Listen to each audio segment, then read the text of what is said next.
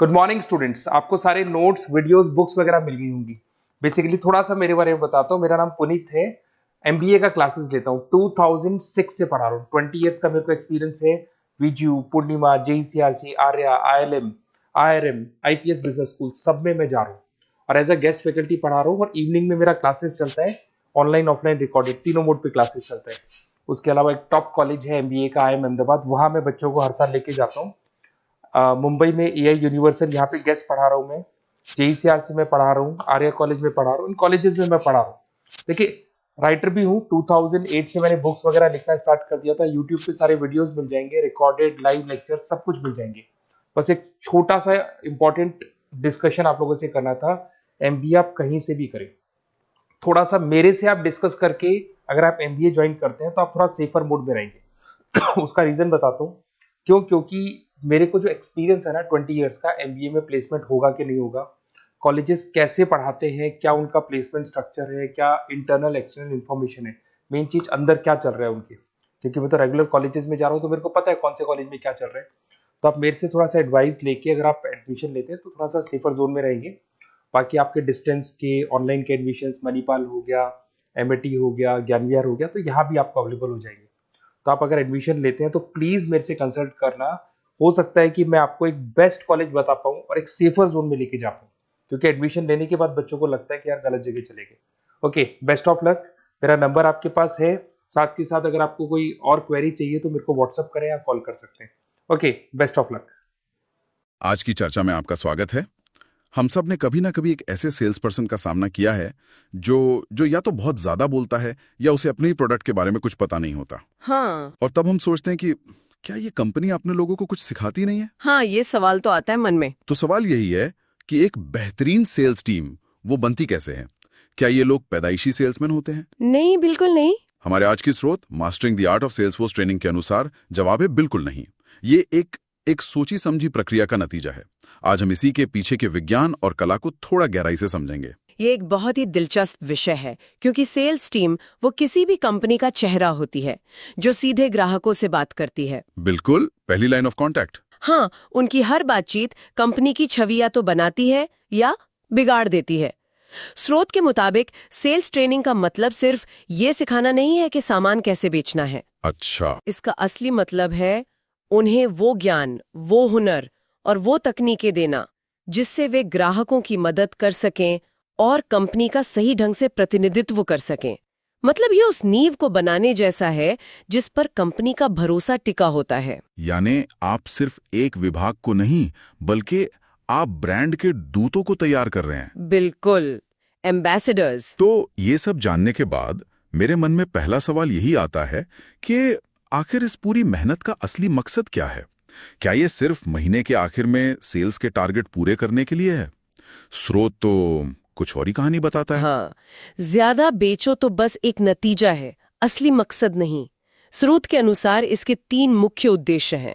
पहला, जाहिर है, बिक्री के हुनर को सुधारना। ठीक है। दूसरा, प्रोडक्ट के बारे में ज्ञान को इतना गहरा करना कि वे सिर्फ बेचने वाले न लगे बल्कि एक सलाहकार की तरह लगें। करने की क्षमता का निर्माण करना।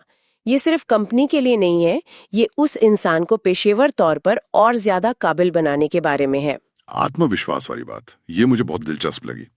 आमतौर पर हम इसे एक सॉफ्ट स्किल मानकर छोड़ देते हैं, लेकिन स्रोत इसे बहुत ज्यादा अहमियत देता है। ऐसा क्यों? यहाँ पर स्रोत आत्मविश्वास को सिर्फ एक अच्छे गुण की तरह नहीं देखता बल्कि एक रणनीतिक हथियार की तरह पेश करता है। हथियार? हाँ, सोचिए, सेल्स की दुनिया में ना सुनना तो तय है। दिन में 10 बार 20 बार भी ना सुनना पड़ सकता है। आत्मविश्वास वो कवच है जो एक सेल्स पर्सन को हर ना के बाद भी मैदान में टिकाए रखता है। सही बात है। बिना इस कवच के दुनिया का सबसे बेहतरीन प्रोडक्ट नॉलेज भी बेकार है, क्योंकि सेल्स पर्सन पहले कुछ असफल कोशिशों के बाद ही हिम्मत हार जाएगा। आत्मविश्वास उन्हें अस्वीकृति को व्यक्तिगत रूप से लेने से रोकता है। ये एक बहुत ही गहरा नजरिया है। यानी आत्मविश्वास ही वो इंजन है जो बाकी सभी स्किल्स को चलाता है। बिल्कुल। चलिए, अब उन स्किल्स या क्षेत्रों पर आते हैं जिन्हें इस ट्रेनिंग में शामिल किया जाता है। स्रोत में दी गई लिस्ट तो काफी लंबी है, जो दिखाती है कि ये काम कितना बड़ा है। शुरुआत करते हैं सबसे बुनियादी चीज से, उत्पाद का ज्ञान, प्रोडक्ट नॉलेज। हाँ, ये तो नींव का पहला पत्थर है। लेकिन यहाँ भी एक गहरा पहलू है। प्रोडक्ट की खूबियां रटना वो ज्ञान नहीं है। अच्छा। मुझे याद है एक बार मैंने एक नया फोन खरीदा था। सेल्स पर्सन ने मुझे सारे फीचर बता दिए, 50 मेगापिक्सल कैमरा, इतनी बड़ी बैटरी वगैरह वगैरह। पर जब मैंने पूछा कि इसकी बैटरी मेरे पुराने फोन से असल में कितनी बेहतर चलेगी, तो वो अटक गया। हाँ, ये होता है। ये प्रोडक्ट नॉलेज और ग्राहक के लिए लाभ के बीच के अंतर का सटीक उदाहरण है। स्रोत यही कहता है, ज्ञान का मतलब है ये समझना कि आपका प्रोडक्ट ग्राहक की किस समस्या का समाधान करेगा। मतलब एक चलता फिरता ब्रोशर नहीं बनना है। बिल्कुल। बिल्कुल सही उदाहरण है। प्रोडक्ट नॉलेज के साथ ही स्रोत कंपनी के ज्ञान पर भी जोर देता है। कंपनी की नीतियां, उसके लक्ष्य, ये सब क्यों जरूरी है? ये इसलिए जरूरी है ताकि सेल्स पर्सन कंपनी की संस्कृति और मूल्यों के दायरे में रहकर काम करें। जब कोई ग्राहक वारंटी या रिटर्न पॉलिसी के बारे में पूछता है, तो सेल्स पर्सन को ठीक-ठीक पता होना चाहिए कि कंपनी के नियम क्या है।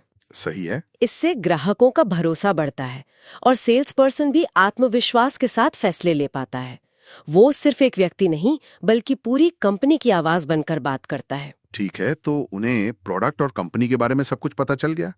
अब आता है वो हिस्सा जिसे हम असल सेल समझते हैं, बिक्री की तकनीकें। और जब हम बिक्री की तकनीकें सुनते हैं, तो हमें लगता है कि ये कोई रहस्यमयी कला है, लेकिन स्रोत इसे बहुत व्यवहारिक हिस्सों में तोड़ता है। पहला कदम है प्रोस्पेक्टिंग, यानी सही ग्राहक ढूंढना। ये सिर्फ फोन नंबर के लिस्ट बनाने के बारे में नहीं है, बल्कि ये समझने के बारे में है कि आपका प्रोडक्ट किस समस्या का सबसे अच्छा समाधान करता है। फिर प्रेजेंटेशन देना, ग्राहकों के सवालों को संभालना। हाँ, आपत्तियों को संभालना। और अंत में है क्लोजिंग, जो सिर्फ सौदा पक्का करना नहीं है, बल्कि यह उस पल को पहचानने की क्षमता है जब ग्राहक खरीदने के लिए तैयार है, और फिर उसे विश्वास के साथ उस निर्णय तक पहुंचाना है। अब तक हमने जिन क्षेत्रों की बात की, वे काफी हद तक तकनीकी लगते हैं, लेकिन स्रोत कुछ ऐसे मानवीय पहलुओं का भी जिक्र करता है जो एक अच्छे सेल्स पर्सन को एक महान सेल्स पर्सन से अलग करते हैं। हाँ, और यही वो हिस्से हैं जहां ट्रेनिंग सबसे ज्यादा असर डालती है, जैसे कि पर्सनालिटी डेवलपमेंट पर ध्यान देना। Personality development? हाँ, इसमें आत्मविश्वास, रवैया, पहनावा मतलब ग्रूमिंग और बॉडी लैंग्वेज जैसी चीजें शामिल हैं। लेकिन रुकिए, क्या व्यक्तित्व विकास जैसी चीजें सच में सिखाई जा सकती हैं?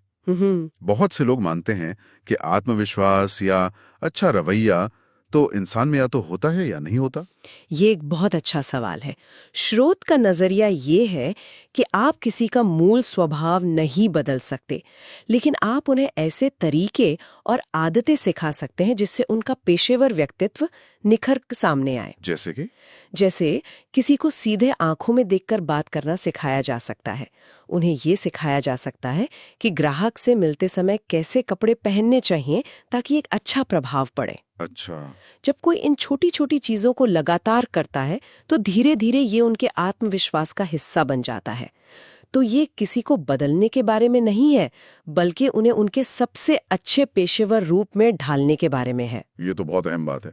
एक और क्षेत्र जिसका जिक्र है वो है क्षेत्र और समय प्रबंधन, टेरिटरी एंड टाइम मैनेजमेंट। ये सुनने में थोड़ा बोरिंग लगता है। बोरिंग जरूर लगता है, लेकिन स्रोत इसे एक शतरंज के खेल की तरह दिखाता है। शतरंज का खेल? हाँ, एक सेल्स पर्सन का दिन सिर्फ मुलाकातों की एक लिस्ट नहीं है, ये एक नक्शा है। किस ग्राहक के पास सुबह जाना बेहतर है, कौन से 2 क्लाइंट एक ही रास्ते पर हैं ताकि आने जाने में समय बर्बाद ना हो। सही बात है। खराब प्रबंधन का मतलब है दिन भर ट्रैफिक में फंसे रहना और सिर्फ 2 मीटिंग कर पाना, जबकि अच्छा प्रबंधन आपको 5 सफल मीटिंग्स तक पहुंचा सकता है। ये सिर्फ मेहनत करना नहीं, बल्कि स्मार्ट तरीके से मेहनत करना है। और इस सूची में आखिरी और शायद सबसे ज्यादा नजरअंदाज किया जाने वाला पहलू है बिक्री के बाद की सेवा, आफ्टर सेल सर्विस।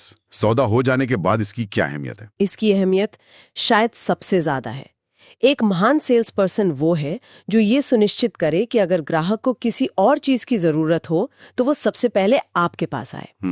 बिक्री के बाद की अच्छी सेवा, जैसे समय पर डिलीवरी सुनिश्चित करना या प्रोडक्ट को इस्तेमाल करने में मदद करना, ये दिखाता है कि आपको सिर्फ उनके पैसे में नहीं, बल्कि उनकी संतुष्टि में भी दिलचस्पी है। यहीं से भरोसा बनता है और ग्राहक हमेशा के लिए आपसे जुड़ जाता है। बिल्कुल। ठीक है, तो हमने ये समझ लिया कि एक सेल्स पर्सन को क्या क्या सीखना चाहिए, लेकिन ये सब सिखाया कैसे जाता है? क्या उन्हें सिर्फ किताबों का एक ढेर थमा दिया जाता है? स्रोत इन तरीकों को दो मुख्य भागों में बांटता है। हाँ, पहला है ऑन द जॉब, यानी काम करते करते सीखना। ये सबसे सीधा तरीका है। एक नए सेल्स पर्सन को एक अनुभवी सुपरवाइजर के साथ फील्ड में भेजा जाता है। अच्छा, वो देखता है कि सुपरवाइजर ग्राहकों से कैसे बात करता है, कैसे मुश्किल सवालों के जवाब देता है। ये एक तरह की अग्नि परीक्षा है, जहां आप सीधे ग्राहकों के साथ बातचीत करते हैं और रियल टाइम में सीखते हैं। ये तो तैराकी सीखने जैसा हुआ, आपको पानी में उतरना ही पड़ता है। हाँ, बिल्कुल। लेकिन इसमें जोखिम भी है। एक छोटी सी गलती से कंपनी का नुकसान हो सकता है। शायद इसीलिए दूसरे तरीकों की भी जरूरत पड़ती है। बिल्कुल, इसीलिए ऑफ द जॉब तरीके भी उतने ही जरूरी हैं। इनमें क्लासरूम में लेक्चर, सेमिनार और वर्कशॉप जैसे पारंपरिक तरीके शामिल हैं। लेकिन जो तरीका यहाँ सबसे आकर्षक है वो है रोल प्लेइंग। भूमिका निर्वाह मतलब रोल प्लेइंग। ये सुनने में किसी नाटक जैसा लगता है।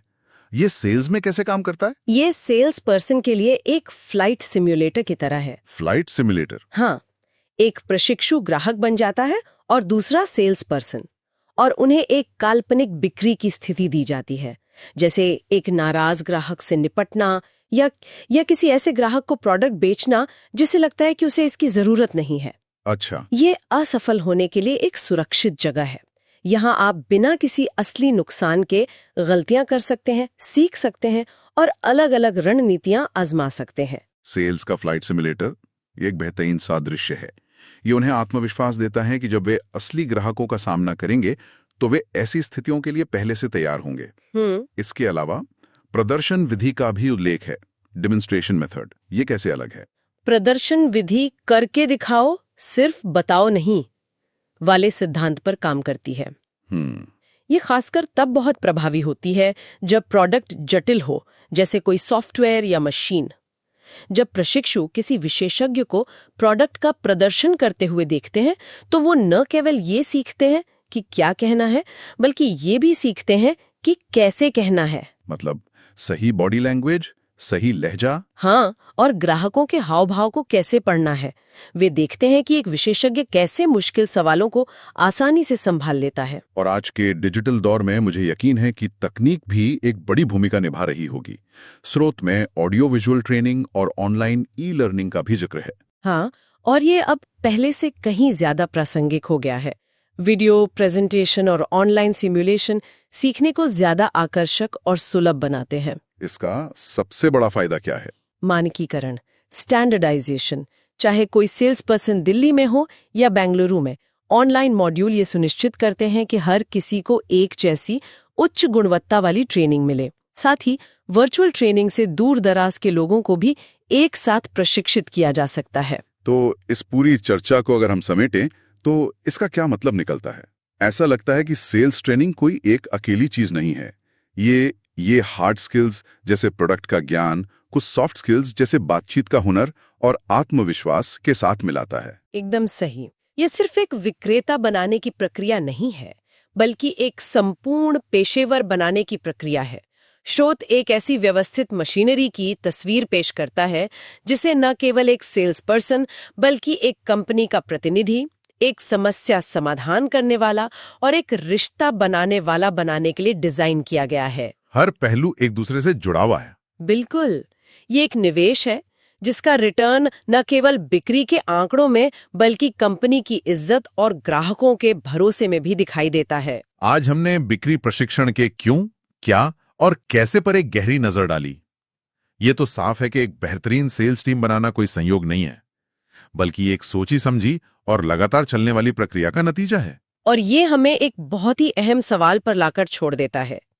स्रोत एक ऐसे व्यापक प्रशिक्षण कार्यक्रम की रूपरेखा तैयार करता है जो दशकों से प्रभावी रहा है, लेकिन अब हम एआई के युग में जी रहे हैं।